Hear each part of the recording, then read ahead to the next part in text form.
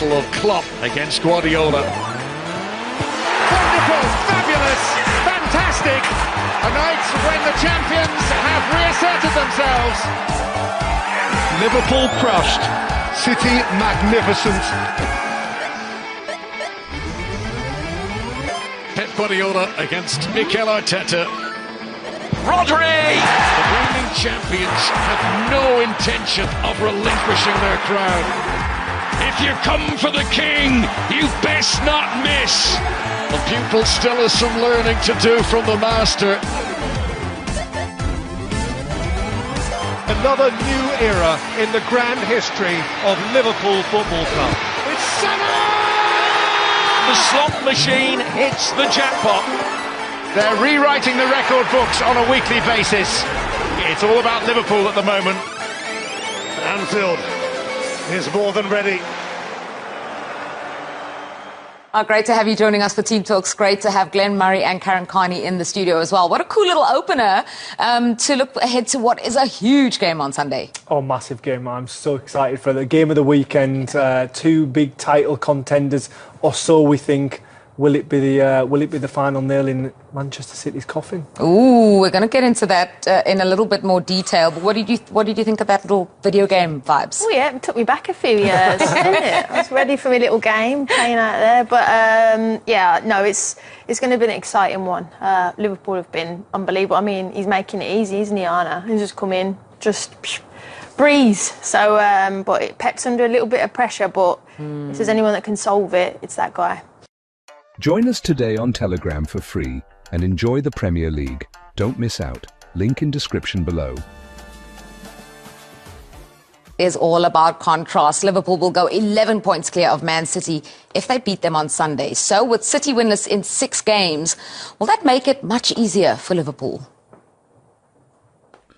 No, I don't think anyone in the last 8 or 9 years, or maybe even longer, would have said that City at home or away. The word easy never comes up to my mind if I think about City. And, okay. Still, the easy inside easier. So, no, not at all. And I know everybody's looking at their results, and I've seen them as well. But if you face them, and that's what we do, you analyze it, and then I've seen, so for example, against Brighton, they were 1-0 up, could have scored 2 or 3-0, didn't. And then got beaten 2-1 against Tottenham. They could have been, after 20 minutes, 2 or 3 goals up, weren't. And against Feyenoord, that has not happened many times. They were 3-0 up, completely dominated the game, and then all of a sudden, in the end, it was 3-3. So they are still a very, very, very good team. So we are second in the table. We are not in good moments in terms of results. In general, I have the feeling that we play more than decent, but not enough to win games. I said many times that maybe that we have to live as a club, as a team, me, myself, my players, live these kind of situations to give what we have done in the past, and we will be back. I know that. I don't know when. That is the truth. But you can judge the situation that we are. Of course, when a team have controlled the Premier League for many, many years, so it's normal that the situation happening, what's going on. Yeah, but with football it's happened. So accept it, that complete normality, that maybe the exception was in the past, not what happened now. And how we stand up again, this is the big success in life. It's how many times you stand up again and again and again. Liverpool have won just one of their last 9 Premier League games against Manchester City. But right now, with City in crisis, no wins in 6. We saw what happened to them in midweek from a 3-0 lead. This is probably their best chance to add to that one win. What do you think? Yeah, I mean, you mentioned the word crisis. I never thought I'd be hearing that for City, but it's that, and I'm not sure the players out injured at the moment are going to be fit and available. We'll have to wait and see. But like I said to you earlier, if there's any person that can tactically come up with something, it's Pep. But he's going to have to literally pull a rabbit out of a hat because of how they're playing at the moment and how good Liverpool are. So it's definitely going to challenge him. But like he said in his interview, it's a time to step up, step forward, not step back. And he has to get a song and dance out of the players. But also not be over-reliant on Haaland. you know, there's such a reliance on Haaland. People like Grealish and other players around have got to step up and start contributing in the final third. And I think that will obviously help them. Yeah, another one of those players you feel for. Memories watching it. It's like a striker that runs for 70 minutes and then the substitute comes on and scores a couple of goals. That's what Jurgen Klopp must be feeling like you say, going toe to toe for so long with Pep Guardiola, tiring him out, and Arne Slot gets the better of him. But it's a fixture that always everyone looks towards when the fixture list comes out, and it often provides some magic moments, and hopefully it will again on Sunday. Yeah, Liverpool are really flying. The only side to have won all their Champions League games. They've won 10 out of 12 in the Premier League so far. This lead that they have at the top as well, it could be 11 over Manchester City. And I know last week after the Spurs game, Pep said if it does go to 11, then that's it. They have to give up on the title. But Arne Slot kind of, in that quote that we just played, in that press conference we just played, saying he's not taking anything for granted. This is still Man City. No, you can't ignore that. And if Pep's telling everybody in the world, if we don't win this, we're out of it, of course he's going to expect them to come out and give everything that they have. They've held this title for the last four years. They don't want to give it up. They want 5. But I think Liverpool at the moment, they're just calm, they're composed. You know, even with 3 of their best players coming to the end of a contract and can talk to foreign clubs in about 28 days, it's just like, no, we just crack on. We just Christmas over the continent. Yeah, we just carry on. And they're not even playing well. You know, last week they played Southampton. You're thinking, okay, international break. They're going to get a response, but they just seem to be getting it done, Glenn. Do you know what? One thing I've been super impressed with Arne Slot is when a new manager walks into a football club, especially after an iconic manager in Klopp, it's really hard not to want to put your fingerprints all over this team. What he's done very little, just made them a little bit more pragmatic, a little bit slower build-up. But again, like Karen referred to there, 3 big players out of contract, and he's quieting that noise down, and it looks more like they're in than they're out. And to be able to get this momentum and harness this Liverpool crowd, it just shows how important it is. And this game being at Anfield is massive.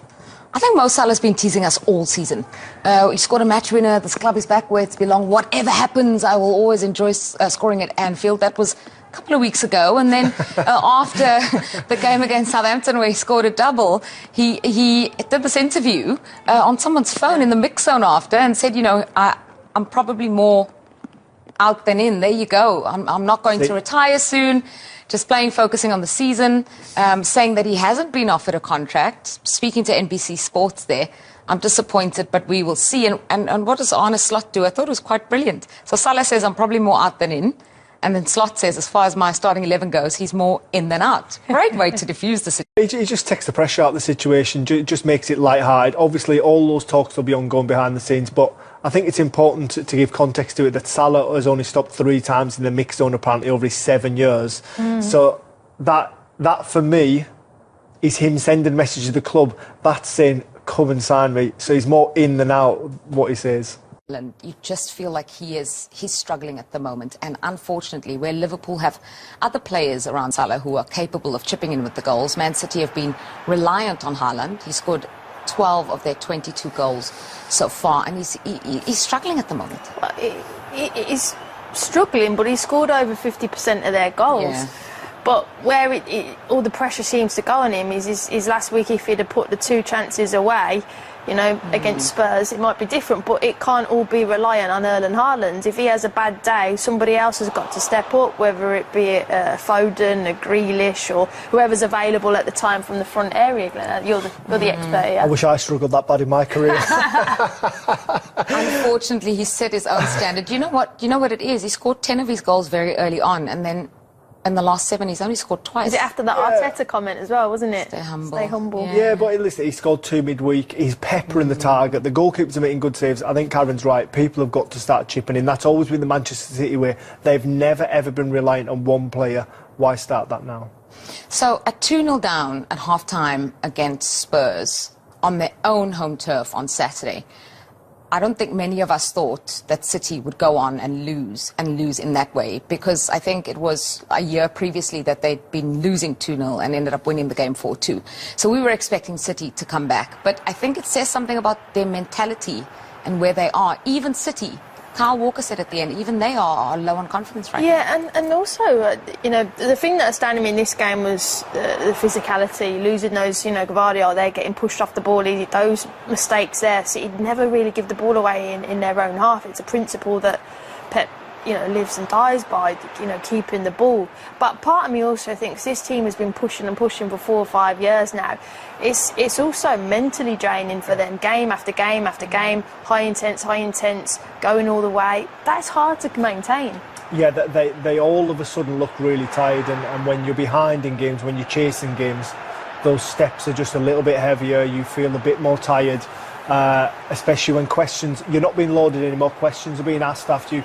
You've got defenders actually having to defend because that cloak of invincibility has just slipped a bit, and everyone believes they can get a result if they high press you and if they're willing to run beyond you. You kind of seen the blueprint against Sporting Lisbon with sort of runners beyond and sort of that positive play, and everyone's followed that lead, and they just don't seem to be able to live without that protection of whether it's Rodri, whether it's Kovacic. Stones might be fit this weekend to slip into there as well. If you had to hazard a guess ahead of Sunday's game at Anfield, what do you think Pep would do personnel-wise, the changes? De Bruyne maybe earlier on, starting the game? It was a worry that he was on the bench and you didn't bring him on earlier. So I'm still thinking, is there a fitness issue with Kevin De Bruyne? Is he good to go? And look, we'll find out. I really do think Pep will just have to look at his team, who's fit and fresh and available to go. And I think that has also been a bit of a problem for him this season. Usually his players are good to go, and too many knocks and niggles, I think. Yeah, I think it would like to. So he'll be desperate for Kevin to give him the green light to start him. Doku, I think, as well, so somebody with more impetus on the ball, try and make something happen, and somebody who carries the ball naturally. He'll be looking to do that to relieve what I imagine will be quite a lot of pressure by Liverpool. Yeah, Liverpool have concerns of their own, most notably Ibrahim Konate, who limped out on Wednesday night, and I think is unavailable for the game. That's a big blow, because his partnership with Van Dijk has been so impressive. Yeah, I mean, he came in, I think, half-time against Ipswich. He came in and then has obviously cemented that partnership there alongside Virgil van Dijk, and they've been absolute colossal. So that will be a massive blow if he's not available. But I reckon Gomez might be the one to fit